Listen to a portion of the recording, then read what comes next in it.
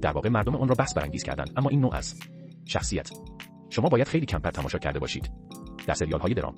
بنابراین فقط به این دلیل که یک چیز متفاوت است. زنانی که می‌شناسید این روزها تمایل زیادی به انتقاد از آن دارند و علاوه بر آن عمل قاطع به خودی خود به شکل میم شروع به گردش کرده است. توقع من همیشه بسیار کمتر است. فرقی نمی‌کند درام کار کنم یا فیلم. من انتظاراتم را بسیار پایین نگه می‌دارم. اما پس از آن که با تشکر از خدا مردم آن را پس از تا به حال این داستان است.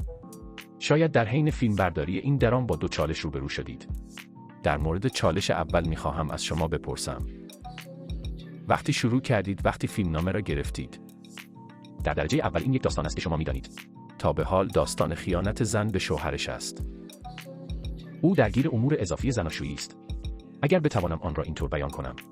نشان دادن که در تلویزیون با شناخت حساسیت مخاطب و چقدر برات سخت بود.